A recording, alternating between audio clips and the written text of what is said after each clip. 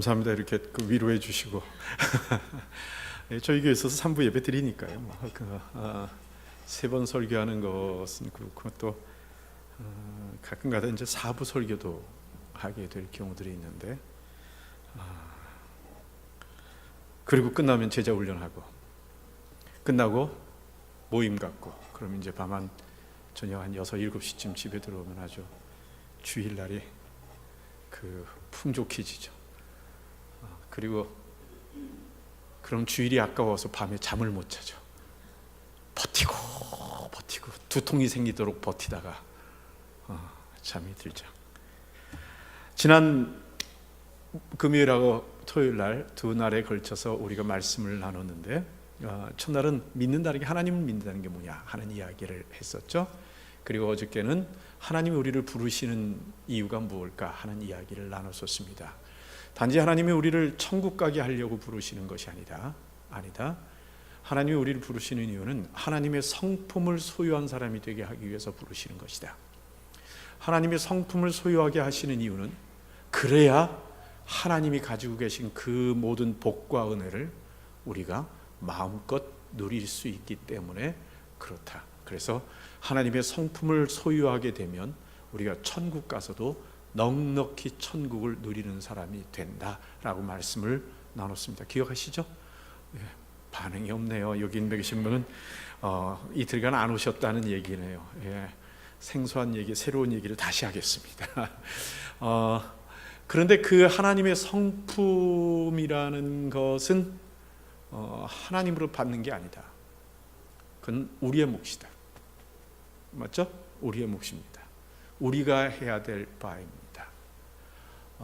그건 우리가 노력해야 되고 우리가 힘써야 될 바지 하나님으로부터 받는 거 아니다.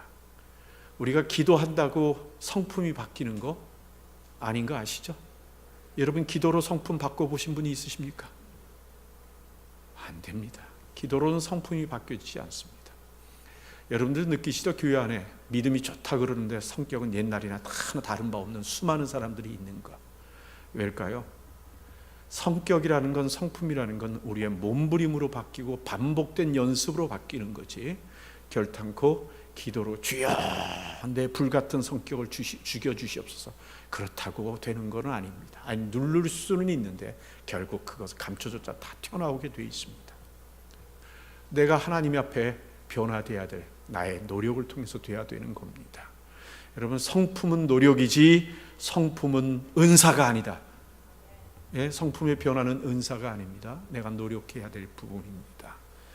그러기 위해서 교회가 그곳을 하나님께서 하도록 허락하셨다.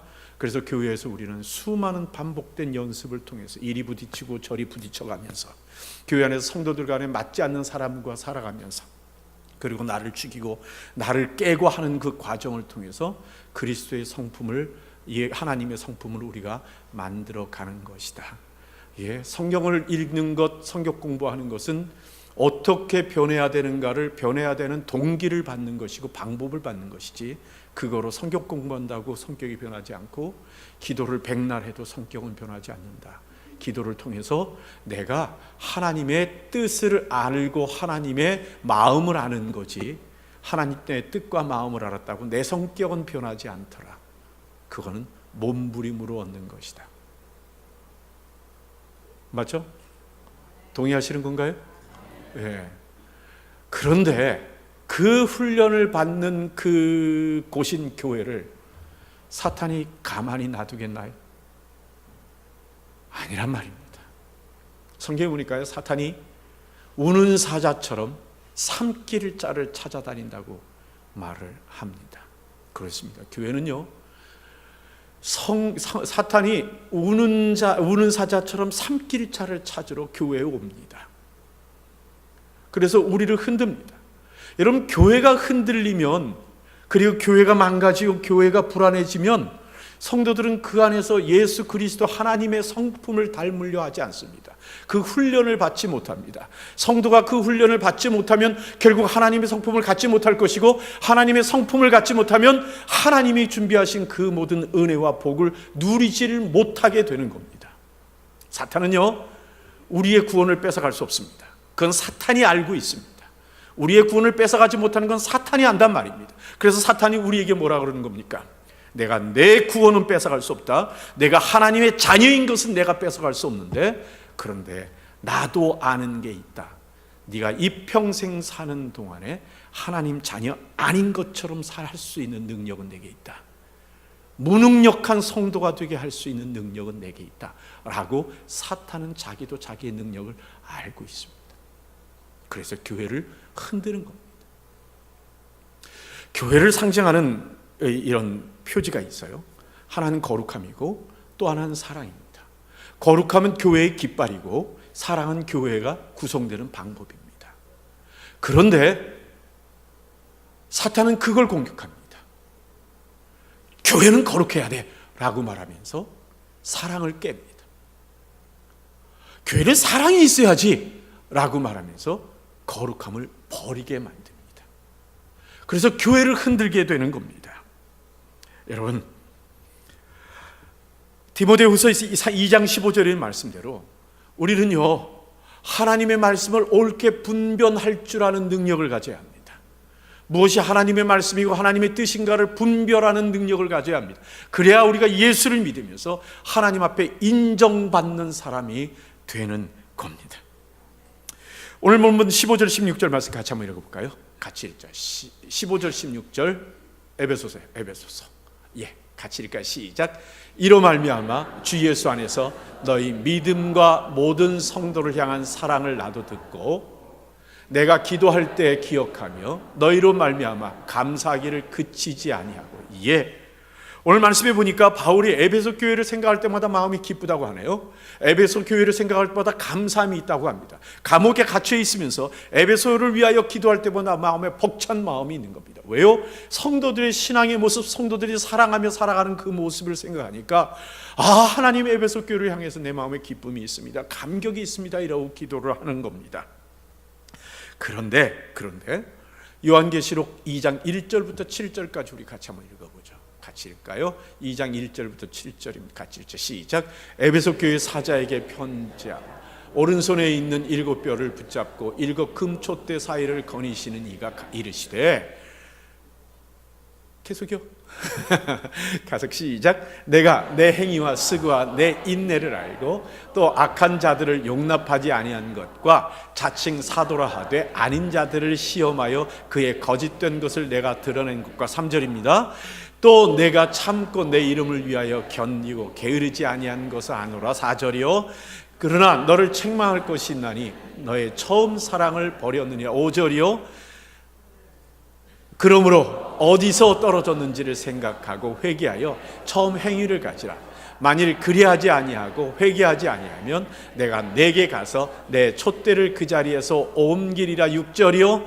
오직 내게 이것이 있으니 내가 니골라당의 행위를 미워하는도다. 나도 이것을 미워하노라. 7절이요. 귀 있는 자는 성령이 교회들에게 하시는 말씀을 들을지어다. 이기는 그에게는 내가 하나님의 낙원에 있는 생명나무의 열매를 주어 먹게 하리라. 예, 에베소 교회 안에 불의한 자들이 들어왔어요. 불의한 자들이 들어와서 교회를 혼란시키고 있는 겁니다. 예수 믿으러 들어왔으면 완전히 변해야 될 텐데 그게 아니라 예수를 믿으러 들어왔는데 안 믿고 옛날의 삶을 가지고 버티는 사람들이 있게 됐고요. 그 사람들이 힘을 얻어 살아가다 보니까 예수 믿는 사람도 옛날 습관을 버리지 않고 그 습관에 동참해서 그냥 버티고 살아가는 사람들이 있고요. 그뿐만 아니라 이단들이 들어오고 잘못된 신학을 갖고 있는 사람, 그런 사람들이 들어와서 혼란케 한 겁니다. 그래서 이 에베소 교회가 그 싸움을 엄청나게 하게 된 겁니다. 3절 말씀 한번 읽어봅시다. 2장 3절이요. 같이 읽을까요? 시작. 또 내가 참고 내 이름을 위하여 견디고 게으르지 아니한 것을 아노라. 예, 이 에베소 교회 성도들이 하나님을 사랑하지 않았으면, 예수 그리스도를 사랑하지 않았으면 이럴 수 있을까요? 어떻게 참고 내 이름을 위하여 견디고 게으르지 아니한 그 삶을, 그 오랜 세월을 지낼 수 있겠습니까? 그래서 결국 거짓 선지자를 잘라내고 거짓 교사들을 잘라내고 자칭 사도라 하는 사람을 잘라내는, 심지어는 예루살렘의 7집사 중에 하나인 니골라가 우리를 이끌고 있는 그 사람들을 잘라내는 일에 얼마나 힘이 들었는지 모릅니다. 그러다가 뭘 놓쳤습니까?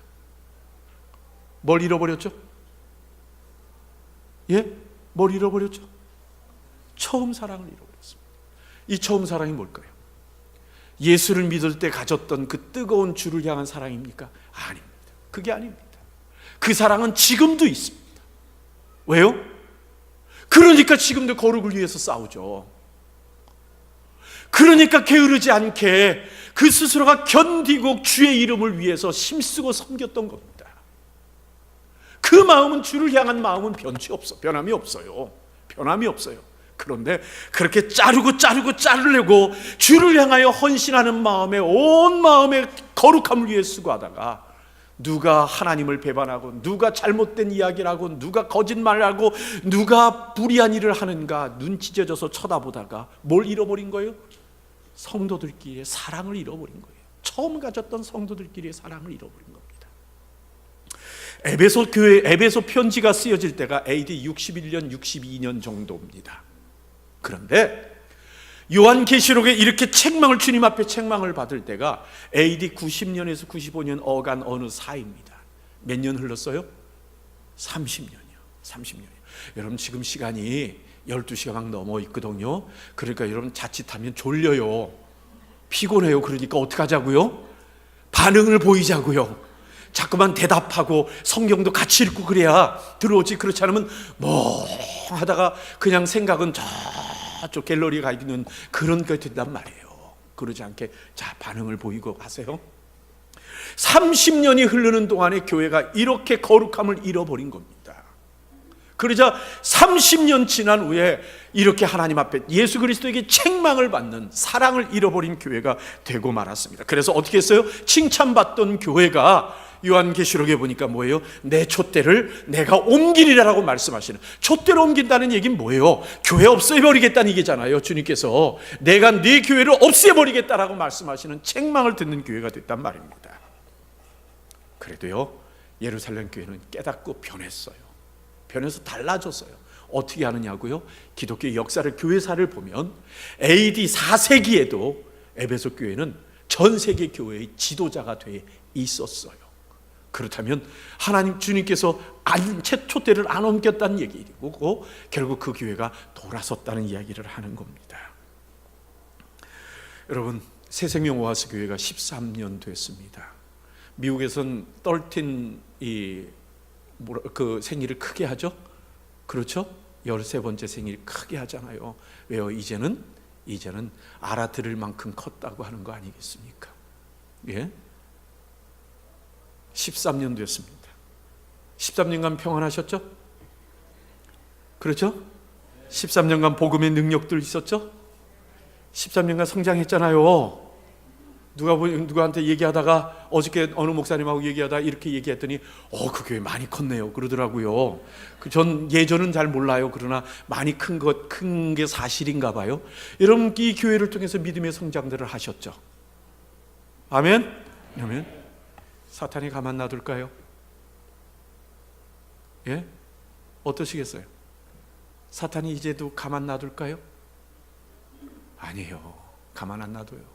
사탄이 이제 흔들어요. 어떻게 하냐고요? 저도 해보니까 알겠더라고요. 한 15년쯤 넘어가니까, 성도가 300명이 넘어가니까 다양한 사람들이 모여들면서 각자의 생각을 갖고 와서 주장하기 시작을 하더라고요. 그러니까 우리 교회도 그럴 거야, 불안해. 그게 아닙니다. 이걸 이길 수 있는 방법을 성경이 우리에게 말씀하고 있는 거예요. 그 뭐예요? 첫 번째 뭐라고?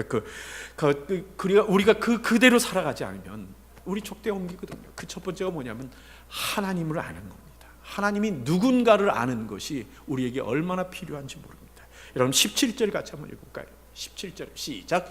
우리 주 예수 그리스도의 하나님 영광의 아버지께서 지혜와 계시의 영을 너희에게 주사 하나님을 알게 하시고, 하나님을 알게 한다고 얘기합니다. 여러분 9절 말씀에 보면 거기에도 안다는 얘기가 나와요. 그 뜻의 비밀을 우리에게 알리신 것. 여기 보니까 이미 우리가 알고 있다는 얘기예요. 알고 있는 거고, 17절과 19절에 보면 우리가 알게 되기를 원한다고 말씀하십니다. 그렇다면 이미 안 것은 뭐고 이제 알기를 원하는 건 뭘 얘기하는 걸까? 9절 말씀은 다시 말하면 우리가 예수 믿어서 하나님이 우리를 구원하신 것을 안다는 얘기입니다. 이미 우리가 예수를 믿었다고 얘기하는 겁니다. 그러니까 이 예수를 믿었다고 말하는 건 우리가 어제 그저께 다 얘기했던 것처럼 믿음 A에 관한 것, 이미 구원 얻은 믿음에 관한 것, 우리가 구원 얻어서 하나님의 자녀된 것은 이미 우리가 아는 바이고, 그리고 오늘 말씀한 대로 17절과 19절은 이제부터 알기를 원한다는 말씀을 하는 것인데, 그것은 뭐냐면 하나님께서 우리의 영광이 되시고 그리고 그 영광이 거하는 교회에 대해서 하나님께서 우리에게 알게 하시기를 원한다라는 말을 하는 겁니다. 그러니까 여러분, 이 부분은 뭐예요? 이미 구원을 얻은 후의 믿음을 이야기하는 것이고, 이것은 우리들의 교회에 관한 이야기를 하는 겁니다. 그러니까 여러분 우리가 예수를 믿는 것은 이미 끝난 거지만, 그러나 이제 교회의 삶을 살아가는 것은 이제 우리가 익혀야 될 부분, 믿음 B에 관한 이야기를 하는 겁니다. 자, 우리 한번 정리해 보시죠. 믿음에 제껴놓고, 그 구원 얻은 믿음을 제껴놓고, 구원 얻은 후의 믿음의 특징이 뭐죠? 첫째, 인과응보입니다. 원인이 있으면 결과가 있는 것처럼 우리가 한 행동의 결과로 얻는 그러한 원칙이 적용되는 겁니다. 두 번째가 뭐예요? 일방적으로 하나님이 주시는 게 아니라 상호적으로 주시는 겁니다. 세 번째가 뭐예요? 이거는 우리의 신분에 관한 문제가 아니라 우리가 살아가는 수준에 관한 문제입니다. 그래서 좋은 교회, 나쁜 교회, 그리고 화목한 교회, 안 화목한 교회, 싸우는 교회, 이런 것이 구분되는 겁니다. 그리고 네 번째로, 이건 한번 정해지면 돌아가지 않는 게 아니라 이건 좋았다 나빴다 좋았다 나빴다 왔다 갔다 하는 겁니다. 무슨 말이냐면요, 우리가 기도한다고 교회가 좋아지지 않아요. 우리가 기도한다고 교회가 부흥되는 거 아니란 말이에요. 우리가 기도한다고 교회가 화목되는 거 아니란 말이에요. 그건 누구의 영역이라고요? 누가 할 영역이라고요? 우리의 영역인 거예요. 우리의 영역. 왜 무슨 말을 합니까? 기도의 능력을 왜 안 믿으십니까? 아니, 기도의 능력을 안 믿는 게 아니라 이 교회는 누구에게 맡긴 거예요? 우리에게 맡긴 거예요. 우리에게 하나님께서. 우리가 참아야 화목해요. 주여 화목하게 하여 주옵소서 하고 소리 지른다고 화목하고 되는 거 아니란 말이에요. 맞는 얘기입니까? 예? 우리가 섬겨야 교회가 아름다운 교회가 되는 거지. 주여 일꾼을 보내주시옵소서. 나는 어떡하고? 이게 되는 게 아니란 말이에요.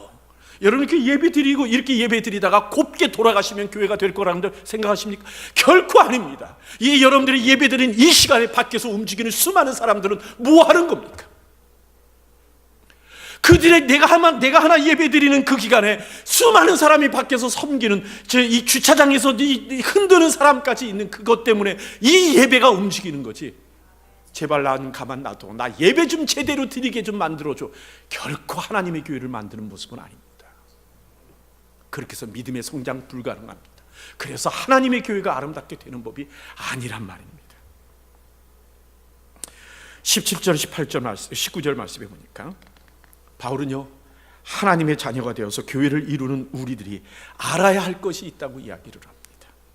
그것은요, 예수를 믿은 우리들의 가정 공동체인 교회를 통해서 믿음이 자라가고, 교회를 통해서 우리가 깨달아가는 성숙함을 너희가 알아야 한다라고 말씀을 하시면서, 그 첫 번째가 뭐냐면 하나님이 누군가를 알아야 한다는 걸 얘기하시는 겁니다. 여러분, 하나님이 누군가를 정확히 아느냐에 따라서 우리의 믿음이 달라집니다. 우리의 믿음은요, 우리의 평생의 믿음은 결국 무슨 싸움이냐면 내가 하나님을 누구라고 알고 있느냐라는 그 싸움입니다. 여러분, 하나님을 무겁게 하는 사람은 신앙생활을 무겁게 합니다. 그런데 하나님을 가볍게 여기는 사람은 신앙생활도 가볍게 합니다. 여러분, 하나님의 마음을 살피는 성도는 하나님 중심의 신앙생활을 하지만 하나님의 마음을 살피지 않고 평생 신앙생활을 자기 중심으로 하는 사람들은요, 평생 신앙생활하면서도 내 관점에서 생각합니다. 내 관점에서 예배를 보고, 내 관점에서 교회를 바라보고, 내 관점에서 신앙생활을 하고, 내 관점에서 내가 판단해서 하려고 하는 그 일들을 선택하게 되게 돼 있는 겁니다. 결국은 내 생각대로 신앙생활을 하는 거죠. 뭐라 그래도 내 생각대로 하는 겁니다. 무슨 얘기를 해도 마지막 결론은 내 생각대로 선택을 하는 거죠. 이렇게 생각해서, 이렇게 생활해서는 결국 예수 그리스도의 하나님의 성품을 갖지는 못합니다. 결국은 하나님이 누군가를 아느냐의 정도에 따라서 우리의 순종의 방향이 결정될 것이고, 그리고 인생을 선택해 갈 것이고, 하나님의 은혜를 누리는 정도가 결정이 되는 겁니다. 여러분, 내가 하나님을 얼마나 알고 있느냐는 어떻게 판단할까요? 예? 내가 하나님을 얼마나 어떻게 알고 있느냐는 무엇으로 판단할까요? 평상시에는요, 잘 나타나지 않습니다. 그냥 이렇게 예배 드릴 때는 아무런 표시가 없습니다. 저는 여러분들의 이 모습을 보면서 여러분들의 믿음이 어떤지는 전혀 모릅니다. 그냥 쳐다보고 있는지, 듣고 있는지, 아니면 마음은 이미 잠들어 있는지 저는 잘 모릅니다. 어느 때 알 수 있을까요? 흔들리면 알게 됩니다. 흔들리면. 어느 성도가 제 방에 찾아왔습니다. 그리고 얘기하다가 그런 얘기를 했습니다. 목사님, 구정물도요, 가만 놔주면 맑은 물이 됩니다 라는 얘기를 하더라고요. 맞나요? 그렇죠. 구정물도 가만 놔두면 다 가라앉아서 맑은 물이 됩니다. 그런데 거기에 젓가락이를 하나 집어서 휘저으면 본연의 모습이 나타나게 되는 거죠. 그 말하는데 제 속으로 뜨거워했습니다. 지금 나한테 하시는 말씀인가? 그래서 한번 저 자신을 돌아본 적이 있습니다. 예, 평상시에 모릅니다. 내 삶에 뭔가 변화가 일어날 때 나타나죠. 그거는 내게 어려움이 있고 환난이 왔을 때만을 이야기하는 게 아닙니다. 내게 갑작스럽게 좋은 일이 일어났을 때도 나는 내 믿음을 드러내게 됩니다. 갑자기 좋은 일이 생기니까 교만해지고 건방져지고 함부로 말하게 되고 사람들을 업신여기는 이 모습이 바로 우리 속에 있는 하나님이 누구냐라는 걸 아는 자의 아는 모습을 드러내는 것 아니겠습니까? 바울이 성도들을 위해서 기도하는 내용이 뭡니까? 계시의 정신을 주사 하나님이 누군지를 점점 더 깊이 알아가기를 원하노라 라고 말하는 겁니다. 구약의 이스라엘 백성들도 하나님을 안다고 생각을 했습니다. 그래서 그들 마음대로 가만히 보면요, 그들이 하나님에 대한 지식을 뭐라고 생각했냐면 자기들이 제사를 드리고 그리고 예물을 드리고 하나님 앞에 필요할 때마다 하나님이 이거 주세요 저거 주세요 하는 것이 자신들이 하나님을 믿는 거라고 생각을 했습니다. 그런데 가만히 보면 그들은 어떻게 하냐면요, 하나님을 믿고 있으면서도 바울도 섬깁니다. 하나님도 믿고 있으면서 아세라도 섬깁니다. 하나님 믿고 있으면서 아스타롯도 섬깁니다. 그렇게 따로 섬기는 겁니다. 하나님께서 하나님 선지자를 통해서 너희가 왜 그러냐 그러면, 그 너희가 왜 하나님을 믿지 않느냐 그러면 이스라엘 백성들은 하나님 앞에 흥분하면서 반응을 보이는 겁니다. 왜 그렇게 하나님 그렇게 민감하십니까? 아니 우리가 하나님을 언제 안 믿어본 적이 있습니까? 하나님은 우리의 주된 신이고 우리는 하나님의 백성입니다. 단지 가나안에 왔으니까 바알도 좀 간식으로 바알을 좀 섬겨보고 간식으로 아세라도 섬겨보고 아싸로 섬겼다고 뭘 그렇게 삐져서 흥분하십니까? 아닙니다. 우리는 하나님의 백성입니다. 이러고 이스라엘 백성들은 하나님 앞에 큰 소리 치고 살았어요. 하나님이 그런 모습에 진저리 치는지도 모르고요. 호세아서 6장 6절 말씀 같이 한번 읽어볼까요? 같이 읽죠. 호세아서 6장 6절입니다. 같이 읽죠. 시작. 나는 인애를 원하고 제사를 원치 않아. 그것을 원하노라. 하나님 뭘 원하신다고요? 하나님을 아는 걸 원한다고 말한다고 말씀하십니다. 무엇보다도요, 우리가 하나님 앞에 뭘 하는 것보다, 심지어는 우리가 예배 드리는 것보다 하나님을 아는 걸 원한다고 말씀을 하십니다. 왜요? 하나님을 모르면요, 하나님을 모르게 되면 우리가 우상을 숭배하면서도 하나님을 아는 것처럼 얘기를 합니다. 내 성격대로 하면서도, 내가 하고 싶은 대로 하면서 교회를 내 마음대로 이끌어가면서도 그것이 마치 하나님의 것인 양 우리가 하고 살아간단 말입니다. 심지어 예배에 앉아서 마음은 딴 곳에 가 있고 내 스스로 껍데기만 앉아 있으면서도 그것이 하나님께 예배 드리는 거라고 생각하고 있단 말입니다. 하나님은 우리가 예배하는 것보다 하나님을 아는 것을 원하신다고 말씀하십니다. 그래서요, 마태복음 7장 20절 말씀해 보니까 같이 한번 읽을까요? 시작. 이러므로 그들의 열매로 그들을 알리라. 예, 나무가 자라는 동안에는 잘 구분이 안 갈 수도 있습니다. 무슨 나무인지요? 죄송합니다. 저는 살구나무와 복숭아나무를 구분하지 못합니다. 언제 알게 됩니까? 열매가 맺고 나면 이게 살구인지 복숭아인지를 알게 되는 거지요. 그런 겁니다. 언제요? 내 삶에 어렵고 힘들고 변화가 있을 때 나의 열매를 보고 내 믿음의 상태를 발견하게 되는 겁니다. 다른 말로 하나님의 마음을 모르면서 행하는 것이 도리어 하나님을 모욕하는 것이 될 수 있는 겁니다. 자칫하면 하나님의 이름으로 하나님을 거역합니다.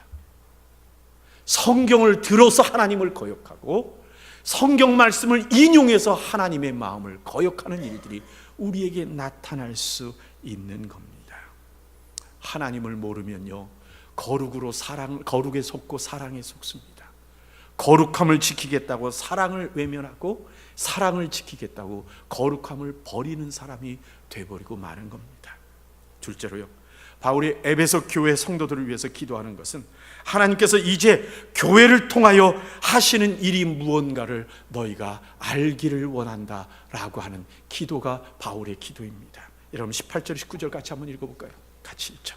같이 읽게 시작. 너희 마음의 눈을 밝히사 그의 부르심의 소망이 무엇이며 성도 안에서 그 기업의 영광의 풍성함이 무엇이며 그의 힘의 위력으로 역사하심을 따라 믿는 우리에게 베푸신 능력의 지극히 크심이 너희로 알게 하시기를 구하노라. 예, 우리의 영의 눈이 열려서 그걸 보기를 원한다라고 말씀하시는, 기도하는 겁니다. 여러분 예수 믿었으면 영의 눈이 열린 거 아닌가요? 그렇지 않은가 봐요. 예수를 믿는 성도들에게 편지를 쓰면서도 하나님, 그러니까 우리의 영의 눈이 열리기를 소원한다라고 기도하는 걸 보니까 말입니다. 성경은요, 우리가 예수 믿기 이전의 상태를 어두움이라고 표현을 합니다. 에베소 4장 18절 말씀에 보니까 18절 말씀에 보니까 뭐라고 표현되니까 하면 그들의 총명이 어두워지고 말합니다. 그들이 누구예요? 예수 믿지 않는 사람들을 이야기하는 거예요. 19절 말씀에 보니까 뭐라고 표현되냐면 감각 없는 자 되어라고 말합니다. 그러니까 영적으로 어두워 있는 사람, 예수 안 믿는 사람, 그런 사람이라는 거죠. 5장 8절 말씀에 보니까 뭐라고 표현하면 너희가 전에는 어두움이 되리, 예수 믿기 전에는 어두움이었다는 겁니다. 그러면 그 말은 무슨 얘기일까요? 우리가 교회 안에 예수 믿었으면 어떻게 돼야 된다는 얘기입니까? 우리는 빛 가운데 있어야 된다는데 놀랍게도 우리는 내 속에 어두움을 갖고는 빛의 옷을 입고 살아갑니다. 옛날 습관 그대로 갖고 있으면서, 옛날 성격 그대로 갖고 있으면서, 옛날의 내 모습 그대로 갖고 있으면서, 가치관도 그대로 갖고 있으면서 교회에 와서 예수 믿는 껍질을 쓰고 살아가는 우리들이 있는 겁니다.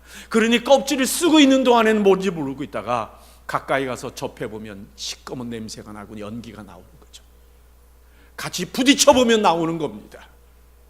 눈앞에 이익이 다가온다든가 손해가 다가온다든가 뭔가가 다가오면 내게서 그 냄새가 나고 그 모습이 나타나게 되는 것이죠.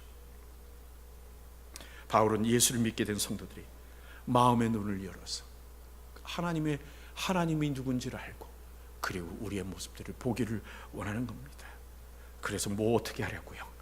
왜 하나님이 우리를 구원하셨고 그리고 하나님께서 교회를 통해서 무엇을 우리에게 누리라고 하시는지, 교회가 어떤 하나님의 영광을 갖고 있는지를 깨닫기를 원하고 계시는 겁니다.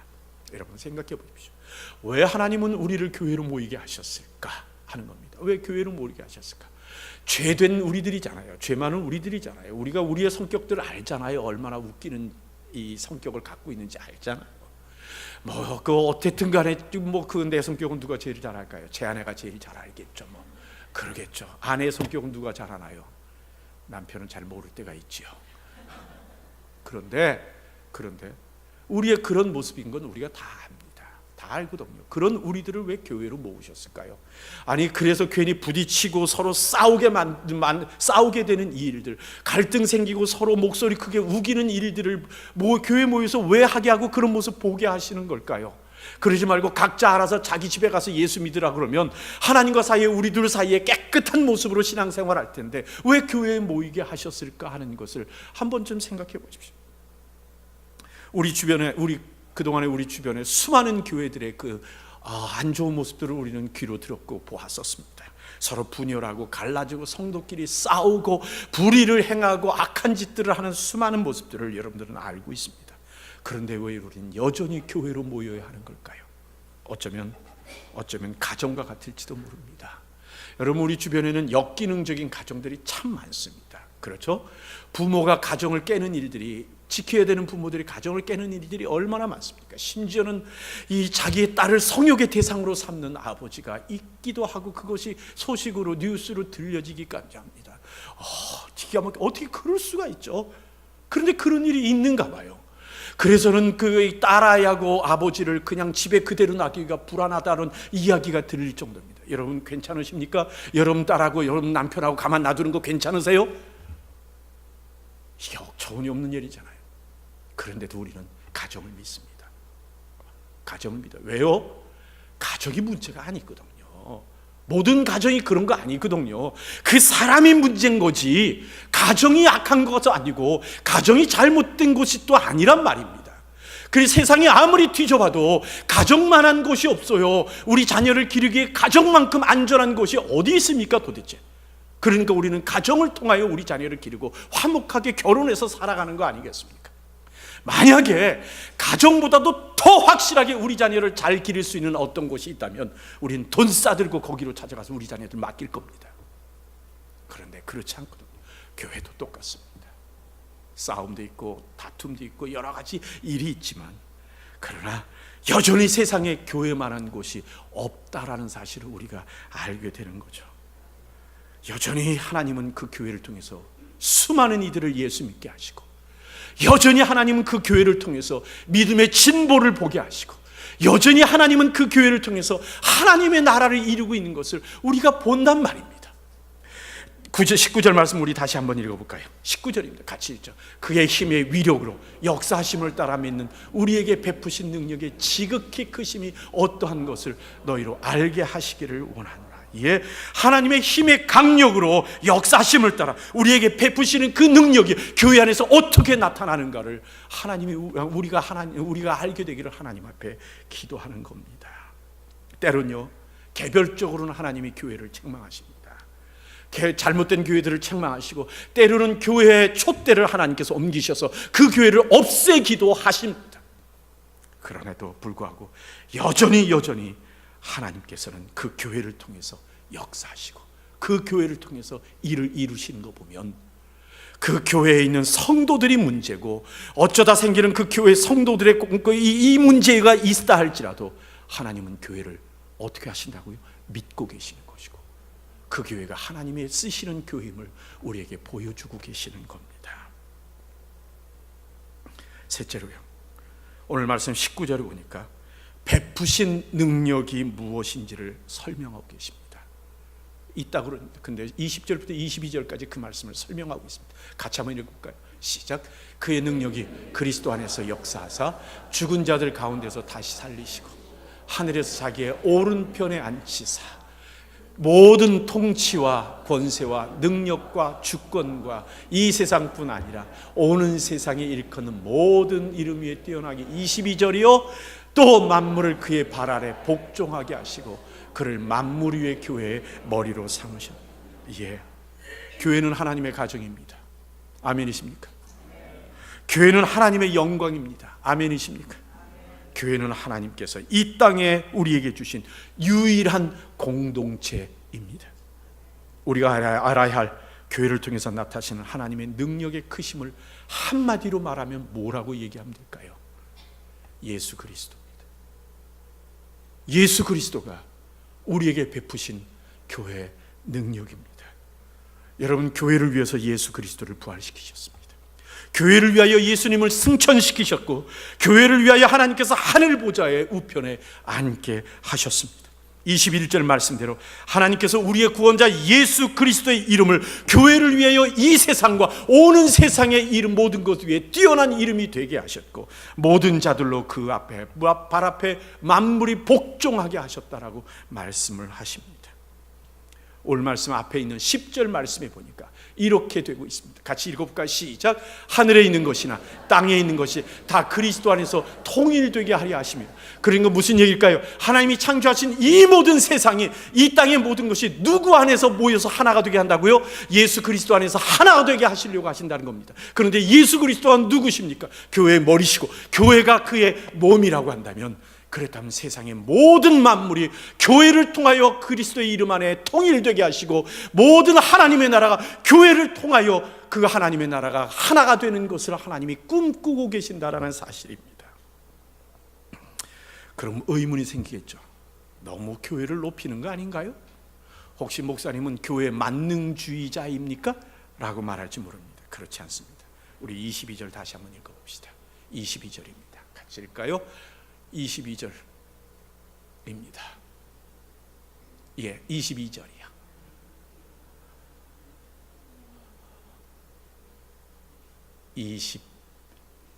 한 절만 땡겨주세요. 그 다음에 그대로 돼 있을 텐데. 예, 같이 읽자. 시작. 또 만물을 그의 발 아래 복종하게 하시고 그를 만물 위의 교회의 머리로 삼으셨느니라. 예, 그렇습니다. 그를 만물 위의 교회의 머리로 삼으셨다고 말씀하십니다. 우리가 지금까지 나눈 부르심의 소망, 기업의 영광의 풍성, 그 하나님께서 베푸신 능력, 그리고 그의 부활, 승천, 구원, 그리고 세계를 통치하시는 그 모든 것을 하나로 모은 것이 어디라고요? 교회고, 예수님께서 그 교회의 머리라고 말씀을 하십니다. 교회를 괜히 높이는 거냐고요? 아닙니다. 그렇지 않습니다. 우리가 도리어 교회를 우습게 보는 겁니다. 우리가 교회 안에서 그렇게 살지 않다 보니까, 우리가 교회를 마구 살다 보니까 도리어 우리가 교회를 오해해서 교회를 가볍게 여기고 있는 겁니다. 그리스도께서 오직 교회를 통하여 역사하십니다. 우리가 이 말씀에서 가져야 되는, 만약 우리가 의문을 갖는다면 그건 우리가 지금까지 교회를 가볍게 본 결과일 수밖에 없습니다. 이 지상의 교회를 우리는 결국 그 교회로 만들어야 하는 겁니다. 여러분, 질문을 한번 하겠습니다. 교회의 머리가 그리스도임을 고백하십니까? 확실히 얘기하죠. 교회의 머리가 그리스도임을 고백하십니까? 아멘이십니까? 여러분, 내가 목사기 때문에, 아니 내가 장로여서 교회를 결정하고 또 운영위원회에서 교회 사역들을 이리저리 만들어 간다고, 내가 목자여서 성도들의 잘되고 안됨을 내가 어떻게 영향을 미칠 수 있다고, 내가 사역하는 자리에서 교회를 만들어 간다고, 내가 성도들에게 영향을 미친다고, 혹시 내 스스로가 꽤나 높아지고 있는 것은 아닙니까? 혹시 교회가 가볍게 느껴지고 계시는 것은 아닙니까? 그것은 잘못입니다. 내 손에 교회가 쥐어질 것 같고, 내가 무언가를 교회를 흔들 수 있는 것 같다고 내가 함부로 교회를 가볍게 여기는 것은, 그건 교회가 무언지를 모르고 있기 때문입니다. 그것은 우리의 어리석임일 뿐이지 하나님의 교회는 그러한 곳이 아닙니다. 교회의 머리는 오직 예수 그리스도시며 우리는 그의 몸의 지체일 뿐입니다. 우리의 오해는 마치 뭐하고 같으냐면요, 우리의 눈이 앞을 보고 본 것을 따라 우리의 몸이 간다고, 눈이 뭐라고 착각한 겁니까? 내가 내 몸의 주인이야 라고 착각하는 것과 같습니다. 손이 가서 손이 집어서 우리가 먹고 살아간다고 손이 생각하기를 내가 내 몸의 주인이지 라고 말한다면 웃기지 않습니까? 걸어가는 발이 내가 걸어가서 움직이니까 살아가는 거지 라고 말한다고 발이 주인이라고 생각하는 것은 웃기는 일이죠. 입이 열어서 밥을 먹고 입이 열어서 말을 하고 의사가 소통한다고 입이 생각하기를 내가 내 몸의 주인이지 라고 말하는 건, 그건 어리석음밖에 다른 것은 아닌 겁니다. 교회는 결코 가볍지 않습니다. 교회는 예수 그리스도의 몸이요, 그분이 핏값 주고 사신 것이 교회입니다. 23절에서 바울은 결론적으로 이렇게 외칩니다. 같이 한번 읽어볼까요? 크게 시작. 교회는 그의 몸이니 만물 안에서 만물을 충만케 하시는 이의 충만입니다. 그렇습니다. 교회는 예수 그리스도의 충만입니다. 예수 그리스도의 보혈의 피로, 예수 그리스도의 마음이, 예수 그리스도의 말씀이, 예수 그리스도의 뜻이 충만하게 거하는 것이 바로 교회입니다. 내가 거룩을 외치느라고 사랑을 잊었다면, 그렇다면 그리스도의 충만이 아닙니다. 내가 성도들 간의 사랑을 지키려고 거룩을 버렸다면 그것 또한 예수 그리스도의 충만이 아닙니다. 여전히 우리는 하나님과 하나님의 뜻을 모르면서 내가 교회 안에 왔다 갔다 한다고 우리 스스로가 살아가고 있다는 것은 결국 나는 편협한 성도일 뿐이라는 것을 증명하는 것밖에 다른 것 아닙니다. 우리의 온 마음은 오직 예수 그리스도의 충만하심으로 이루어지는 교회를 만드는 것에 온 마음을 다해야 함을 잊지 않는 여러분들 되기를 원합니다. 말씀을 맺겠습니다. 요즘 저희 가정이 많이 행복합니다. 여러분, 가정의 행복은 어떻게 만들어지는 걸까요? 부부 사이에 행복하면 되는 겁니까? 그럴 수도 있지만 참 많은 요소가 부모와 자식 간의 사이에 행복입니다. 그렇지 않습니까? 아이들이 교회하는 제 가정 안에서 말썽을 부리고 행복하지 않으면 가정이 그리 행복하지 않습니다. 그런데 요즘 저희 아이들이 모여서 밤에 이렇게 모여서 같이 얘기하다 보면 행복하다고 얘기하고 가정은 우리 집이 참 행복하다는 얘기를 합니다. 왜 그럴까 하는 생각을 해봤습니다. 별로 난 달라진 게 없단 말이에요. 별로 달라진 게 없는데 왜 이렇게 아이들은 행복하다 그럴까 하고 생각을 해봤더니 달라진 게 조금은 있어요. 뭐냐면 애들이 머리가 굵고 가니까 이제는 별로 참견하지 않는다는 거. 그거 외에는 달라진 게 없는데 아이들은 행복하다 그러는 겁니다. 그래서 왜 애들이 행복하다 그럴까 하고 가만히 봤다가 발견한 게 있습니다. 그게 뭐냐면 아이들의 신앙이 자랐습니다. 아이들이 신앙이 자랐어요. 교회에서 훈련을 받고 사역하면서 하나님의 마음의 깊이를 발견해 가기 시작하는 것 같아요. 두 아이가, 아들아이하고 딸아이가 7살 차이 나거든요. 딸아이가 누나하고 동생이 7살 차이 나는데 저녁에 모여서는 갔다 와서는 신앙에 관한 이야기도 하고 설교 들은 이야기도 나누고 그리고 사역에 관한 이야기들을 서로 간에 이야기를 합니다. 그리고 딸아이가 사부 예배 찬양 인도를 하고 아들아이는 그 옆에서 기타를 치는데, 그런데 둘이 앉아서 밤에 앉아가지고 다음 주 부를 찬양, 사부 예배 찬양을 같이 연습하는 거, 이렇게 찬양을 부르는 모습들을 봅니다. 그러다 보니까 아이들의 마음이 달라진 겁니다. 아이들이 마음이 달라지고 나니까 가정에서 행복을 찾는 겁니다. 전혀 아이들을 돌보지 못했어요. 그건 정말 미안한 문제입니다. 아이들 어렸을 때부터 목회하느라고 정말 솔직히 아이들을 돌보지 못했습니다. 지금도 마음이 아픈 건 뭐냐면 교회가 적었을 때 그 신방 다녀야 되는데, 그 밤에 신방 다녀야 되는데 성도들 중에는 애 와서 빽빽거리는 거 싫어하는 성도들이 있습니다. 그래서 잘 안 되거든요. 그렇게 되면 이제 한 3학년쯤 되는 아이한테 2살 난 아들을 맡겨놓고 너 절대 문 열면 안 돼, 전화 걸면 안 돼, 누가 와도 두들겨도 반응도 보이지만 빈집처럼 불 끄고 있어야 돼, 이러고 몰래 갔다 온 적들이 허구한 날 그랬었던 기억이 납니다. 참 이렇게 자라준 것만도 정말 감사하지 제가 키운 게 없습니다. 그런데 그리 아이들의 마음에 그리스도가 중심이 되니까 상처가 아니라 행복을 느끼게 되는 겁니다. 교회도 똑같습니다. 성도들의 마음에 그리스도가 중심이 되고 예수 그리스도가 충만해지면 교회가 행복하게 되는 겁니다. 교회가 마음의 기쁨이 되고 감격이 되는 겁니다. 여러분, 교회가 그리스도로 충만해지면 거꾸로 내가 충만해지는 것이고, 그리고 가정이 행복하게 되고 직장이 행복하게 됩니다. 여러분, 교회는 예수 그리스도의 몸입니다. 아멘이십니까? 주님은 지금도 하늘 위에서 하나님의 보좌 우편에서 우리를 위하여 간구하신다고 로마서 8장 34절에 말씀하십니다. 그렇습니다. 예수님이 교회의 머리십니다. 교회는 예수 그리스도의 충만입니다.